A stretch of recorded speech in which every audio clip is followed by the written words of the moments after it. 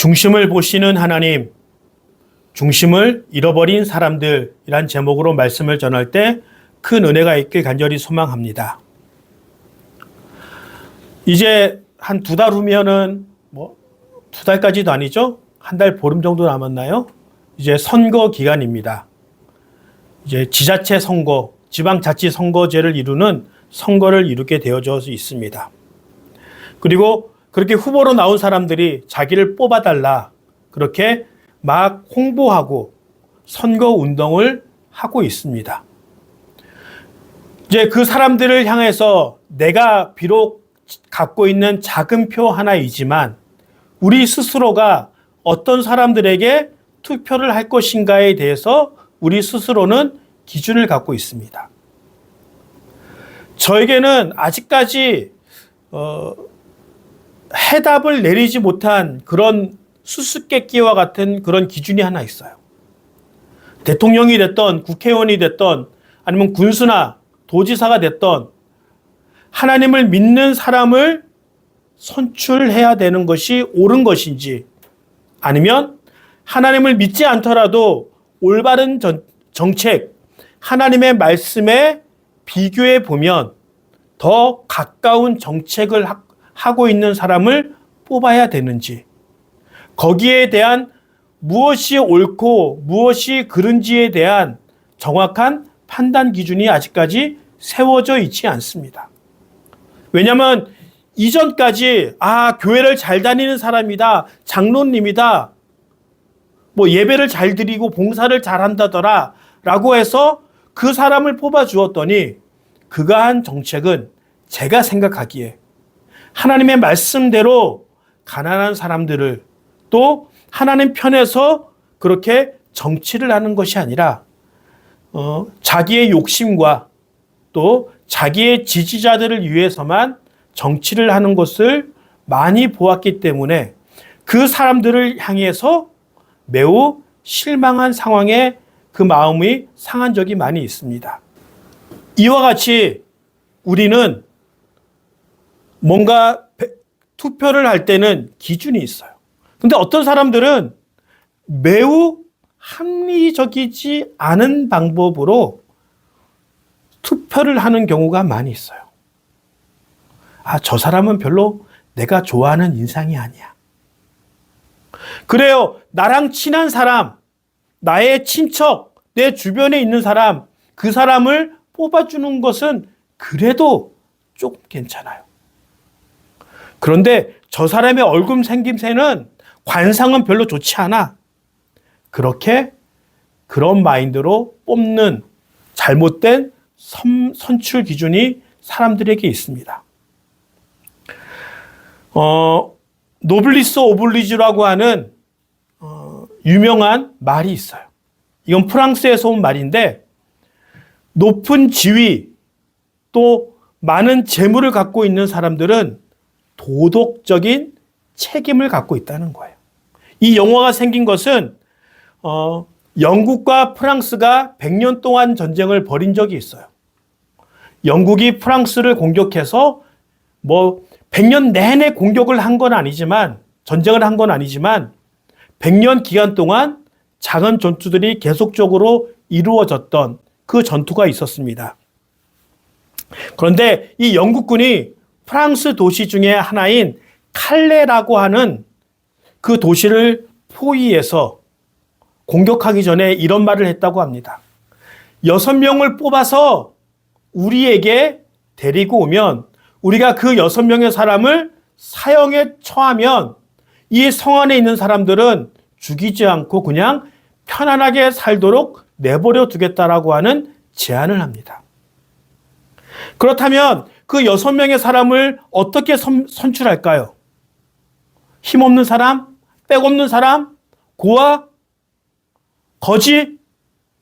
그런데 특이하게도 그 칼레란 도시에 살고 있었던 시장과 가장 부유한 사람 6명이 나와서 내가 그 6명 중에 한 명이 되어서 그냥 포로로 잡혀가겠습니다. 스스로 자진해서 나왔다는 거예요. 그래서 노블리스 오블리주라는 말, 높은 신분과 많은 재물을 갖고 있는 사람들에게는 도덕적인 이런 많은 요구가 필요로 하다라는 그 말이 이 사건에서 나옵니다. 그리고 로마가 아주 강성하고 아주 잘 나갈 때는 귀족, 돈이 많은 사람들이 이렇게 로마 사회를 위해서 기증하고 도로를 세우며 건물을 세우고, 그래, 내가 이 로마를 위해서 전쟁에 참여하는 장군이 되자, 사회 지도층에서 이런 일들이 많이 벌어졌다는 거예요. 그런데 후반으로 갈수록 그런 모습들이 사라지고 이제 가난한 사람들이 군대 나가고, 이제 로마 사람들이 더 이상 군대에 나가지 않으니까 어떻게 해요? 용병들을 사서 그렇게 전투에 임하다 보니 로마가 점점 망해져 갔다라고 이야기하는 사람들도 있습니다. 어찌하였던 이렇게 지도자들이나 선거를 통해 이렇게 선출된 사람들은 가장 필요한 것 중에 하나가 공익적인 생각을 갖고 있어야 된다는 거예요. 어떤 유명한 사람이 이런 말을 했습니다. 리더란 내가 갖고 있는 재능과 내가 이제까지 열심히 노력했던 그 지식과 지혜로 나의 행복과 나의 이익을 위해서 일하는 사람이 아니라 백성들의 행복과 백성들의 이익을 위해 최선을 다하는 사람이 바로 리더의 참다운 모습이다라고 이야기한 사람이 있습니다. 우리가 그렇게 리더를 선출하고 투표를 할 때는 그래도 최소한 공익적인 마인드를 갖고 있는, 자기 이익을 위해서, 또 옆에 있는 사람들의 이익을 위해서 나를 지지해 주는 사람이 아니라 모든 백성들을 위해서 최선을 다해서 노력하는 사람을 골라볼 수 있어야 돼요. 선택할 수 있어야 돼요. 그리고 민주주의란 51%만 지지를 받으면은 당첨되게 돼 있어요. 선출되게 돼 있어요. 그래서 어떤 유혹에 빠지냐면, 그래, 나는 나를 위해서 투표해줄 51%의 사람들을 위해서만 정치할 거야. 49%는 뭐라고 했던 나는 그 사람들은 신경도 안 쓸 거야. 나를 뽑아줄, 나를 지지하고 있는 이 사람들을 위해서만 정치할 거야. 이런 사람들은 뽑으면 안 돼요. 비록 내가 부자들에게 지지를 받거나 가난한 사람들의 지지를 받거나 아니면은 지역에 따라서 또 나이에 따라서 지지를 받더라도 지도자라는 것은, 선출이 되었다는 것은 자기의 지지 세력을 뛰어넘어 모든 백성들을, 모든 사람들을 위해서 정치를 할 수 있는 사람을 뽑아야 되는 거예요. 그래서 저 사람들의 생각과 저 사람들이 피는 정책을 자세히 보고 이것이 자기를 위한 것인지 아니면 자기의 지지자만을 위한 일인지 아니면 백성들을 위해서 모든 사람들을 위한 정책인지 그렇게 봐야 합니다. 오늘 본문은 압살롬이 예루살렘을 떠나서 헤브론에 도착했고 그 헤브론에서 이제 다윗으로부터 반역을 일으키는 본문의 내용이 나옵니다. 그렇다면 이 압살롬이 내가 이제 반역을 일으켰고 내가 왕이 되었다라고 외쳤을 때 그 많은 이스라엘 사람들이 호응해 주었다는 거예요. 압살롬의 편에 들었다는 거예요. 그래서 오늘 성경 본문에 보면은 압살롬이 왜 백성들에게 사랑을 받았고 지지를 받았는지에 대해서 한번 살펴보고자 합니다. 압살롬은 외모적인 면에서 매우 늠름하고 왕으로서 합당한 외모와 그런 체력을 갖고 있는 사람처럼 보입니다. 압살롬의 어머니가 이름은 마아가입니다. 그 마아가는 갈릴리 호수의 오른쪽과 약간 남쪽에 있는 나라예요. 그리고 그 나라의 속성이 옛날부터 그 나라는 잘생긴 사람과 미녀들이 많은 나라다. 그런 소문이 나 있었어요. 저는 어렸을 때 미스 코리아 대회를 뽑잖아요. 미스 월드 대회. 그러면은 베네수엘라가 항상 1등을 했었어요. 월드 유니버시아를 뽑을 때. 그래서 베네수엘라는 되게 미녀가 많은 나라 보구나 한번 가고 싶다. 그런 생각을 어렸을 때 한번 가진 적이 있습니다. 그런 것처럼 이 그술이라는 나라는 미녀들이 많은 나라였어요. 그리고 이 압살롬이 특징적인 것 중에 하나가 사무엘하 14장 25절에 보면 압살롬의 머리카락에 대해서 나옵니다. 1년에 한 번씩 머리를 자르는데 그 무게가 무려 킬로그램으로 환산하면 2.3kg 정도 된다는 거예요. 어마어마하죠. 1년에 한 번씩 하는 게 머리가 금방 자라고 모가 얼마나 많았으면은 한 번 자를 때마다 2.3kg나 되는 무게가 나간대요. 그런데 이게 지금도 그렇고 과거에도 그렇고 이스라엘 유대인 남자들의 머리 스타일은 대머리가 되게 많대요. 그래서 뭔가 우리가 알고 있는 이스라엘 사람들 보면 아마도 많은 사람들 중에 하나가 나이가 들면서 대머리가 되는 확률이 매우 높았다는 거예요. 그런데 이 압살롬은 대머리가 아니라 어머니의 영향을 받아서 매우 잘생기고 피부도 좋고 체격도 건장하고 머리카락도 매우 풍성하고 많아서 사람들로부터 매우 인기가 많았다는 거예요. 그리고 이 외모적인 것뿐만 아니라 지금 반역을 일으켰을 때 다윗 편에 섰던 이스라엘 지파들은 거의 없었어요. 지금 압살롬이 반역을 일으켰을 때 다윗 옆에 있었던 그의 충신들 몇 명을 제외하고는 다 다윗으로부터 등을 돌렸다는 거예요. 그래서 다윗이 가장 중요한 게 나라에서 어디예요? 수도예요. 그런데 수도를 버리고 전쟁도 해보지 않고 수도를 버리고 도망갈 정도로 매우 위급하고 매우 어려움을 느끼고 있다고 보면 될 것 같습니다. 그런데 사무엘하 15장 18절에 보면 다 같이 한번 읽어볼까요?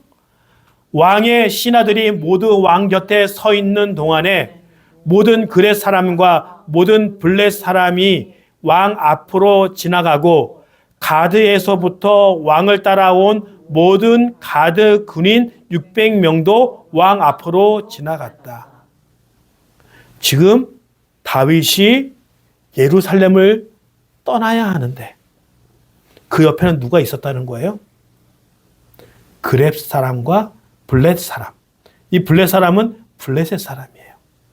그리고 가드에서 나왔을 때 그에 함께 했었던 블렛의 사람 600명만이 죽음의 상황에 처했던 다윗을 따라서 움직이고 있는 거예요. 그 많은 병사들은 다윗은 유다 지파예요. 이 말은 그 유다 지파, 자기 가족들로부터도 그 유다 지파로부터도 버림받았다는 거예요. 그리고 다윗의 가장 중요한 책사 중에 한 명. 지금 유비한테는 가장 중요한 책사가 있죠. 누구죠? 제갈량. 그 제갈량과 같은 아히도벨이라는 사람도 다윗 편이 아닌 압살롬 편에 서서 그 반역을 돕습니다. 왜 이렇게 모든 이스라엘 사람들로부터 지지를 받았던 다윗이 모든 이스라엘 사람들로부터 버림받고 그를 지지하고 따르는 사람은 블레셋 사람들밖에 없는 상황이 되었을까? 왜 자기의 가장 가까이에 있던 측근들도 그를 버리게 되었을까? 아마도 그가 왕이 되었기에 함부로 백성들을 대하고 하나님의 말씀을 무시하고 자기가 원하는 대로, 자기가 편한 대로 막 살았던 것처럼 볼 수 있어요. 바로 그것의 가장 중요한 증거 중에 하나가 무엇이냐면 자기의 충성스러운 부하 장군인 우리아를 단순히 밧세바를 얻기 위하여 살해하는 일이 벌어지게 됩니다. 그리고 제갈량과 같은 아히도벨도 바로 밧세바의 할아버지예요. 도저히 그렇게 자기 손녀 사위를 죽인 그 다윗을 인정할 수 없었던 거예요. 그렇게 우리아를 죽였는데 다른 지파, 에브라임 지파, 므낫세 지파, 단 지파 사람들은 어떻게 했을까요? 눈에 보듯이 그들을 무시하고 함부로 대하된 것을 볼 수 있습니다. 그러면 압살롬은 왕으로 이렇게 되었을 때 백성들을 진심으로 원하기 때문에 이렇게 되었을까요? 그렇지 않아요. 압살롬도 자기가 왕이 되고자 하는 그 마음이 하나님을 위해서, 백성들을 위해서 그렇게 왕이 되려고 했던 그 마음이 아니라 내가 버림받은 적이 있어요. 자기 딸이 강간당했을 때 어느 누구도 그것에 대해서 잘못했다, 벌을 줘야 된다라고 얘기하지 않았어요. 철저하게 압살롬은 버림받은 기억이 있어요. 그래서 사사로이 자기 형을 죽이는 범죄를 저질렀고 망명하게 됐고, 이런 들 가운데 내가 왕이 되어야겠다, 내가 힘을 길러야겠다, 내가 언젠가 아버지로부터 그때 당했던 수모와 원수를 갚아야겠다, 그 마음으로 반역을 일으키며 자기가 왕이 되려고 했던 그 시작이 되었던 거예요. 그렇다면 하나님께서는 어떤 사람이 왕이 되기를 바라셨을까요? 이제 사울이 하나님의 부르심을 받아 왕이 되고 나서 맨 처음에 초기에는 매우 잘했어요. 그런데 전쟁에 나가고 나서 좋은 것, 갖고 싶은 것이 생겼을 때 하나님의 말씀을 그 자리에서 순종하지 않습니다. 아말렉과의 전쟁에서 잡아보니까 죽이기 너무 아까운 거예요. 다 불러태우기 너무 아까운 거예요. 왕을 사로잡았는데 몸값이라도 받았으면 좋을 것 같은데 그냥 죽이기 너무 아까웠던 거예요. 그래서 보기에 좋은 것을 다 남겨놓았습니다. 근데 하나님은 어떻게 해요? 모두 죽이고 모두 태우라고 하는 명령을 내렸지만 그 말씀에 순종하지 않습니다. 바로 그랬을 때 하나님은 사울을 버리십니다. 결국 하나님이 원하시는 왕의 가장 중심적인 것 중에 하나가 얼만큼 왕의 권력을 가졌지만, 사람들이 보기에 최고의 권력을 가졌지만 하나님 말씀에 무릎을 꿇고 순종하며 내가 하나님의 말씀대로 왕으로서 이 나라를 다스리겠습니까? 그 마음을 보신 거예요.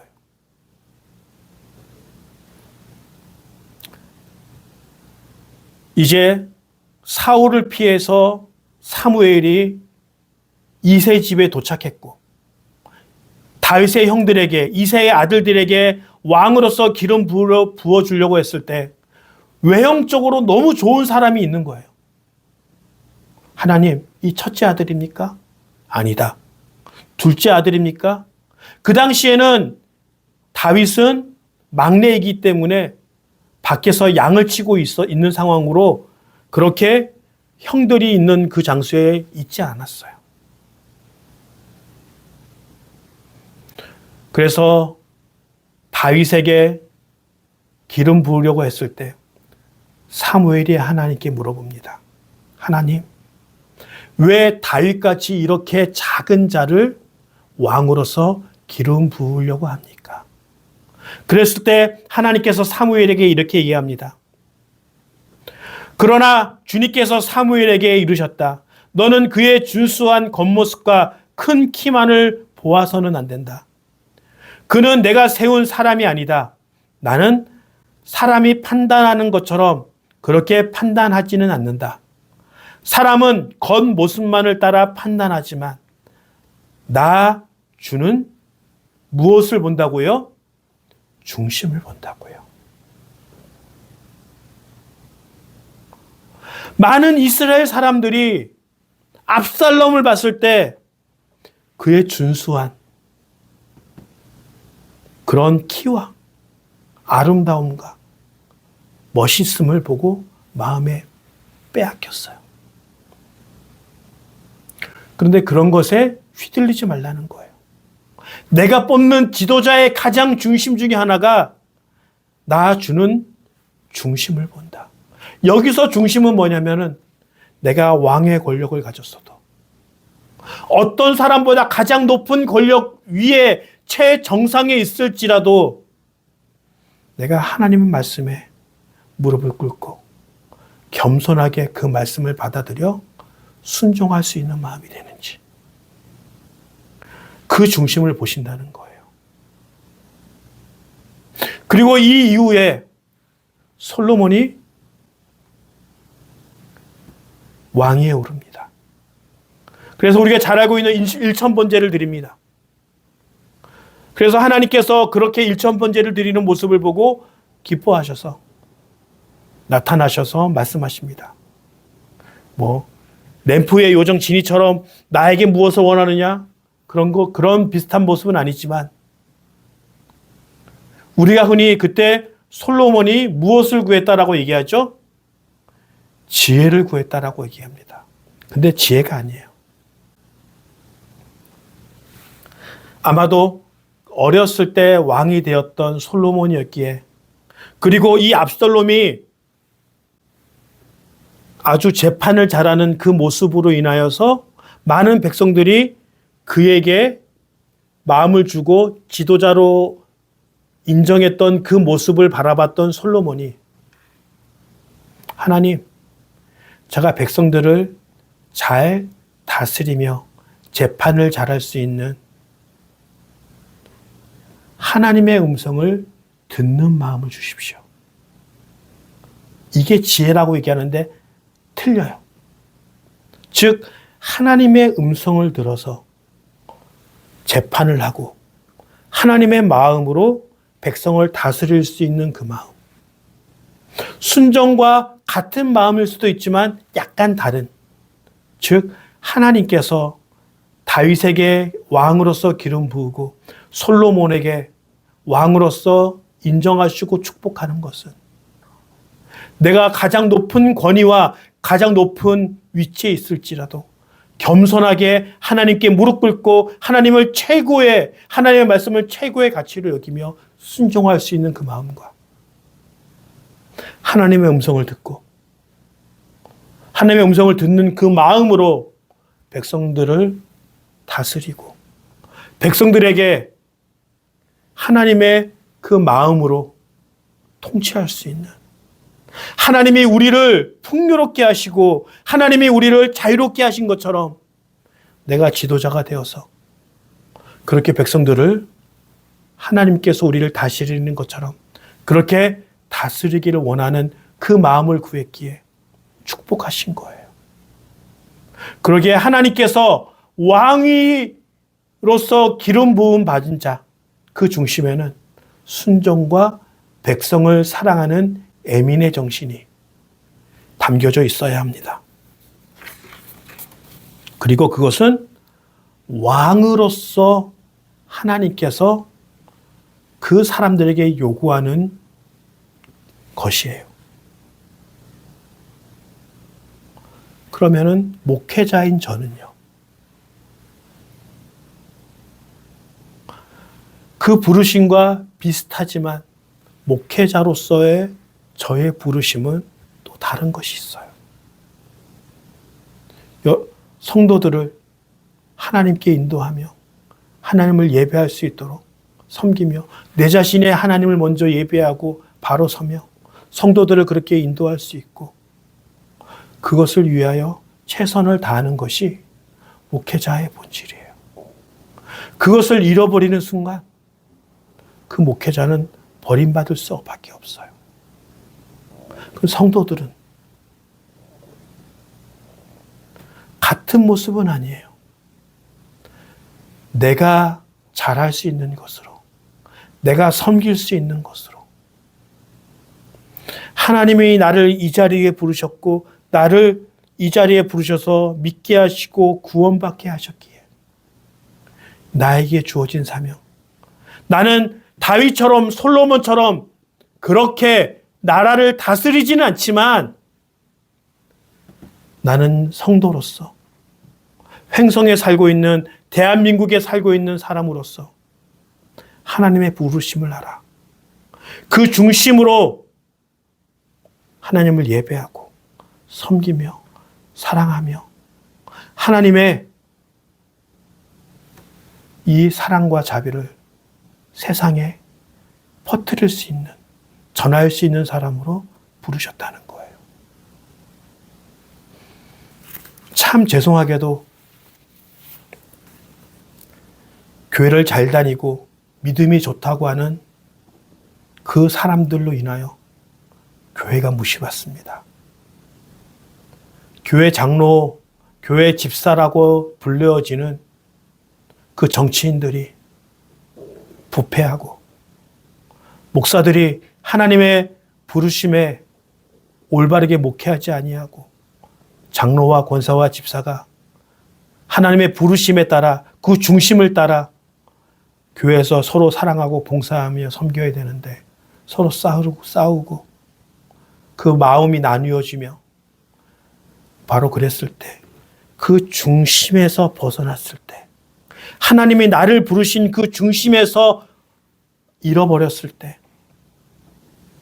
우리가 빛과 소금의 역할을 하지 못하며 손가락질을 받으며 하나님이 욕을 얻어먹을 수밖에 없는 상황이 되었어요. 그렇지만 지금 하나님이 우리에게 말씀하십니다. 나는 중심을 본다. 하나님이 지금 목사로서, 성도로서, 장로로서, 신자로서의 중심을 우리에게 보고 계십니다. 그 중심을 잃어버리지 아니하고 하나님이 부르신 그 중심에 따라 최선을 다해 섬기며 사랑하며 그렇게 살아가길 간절히 축원합니다.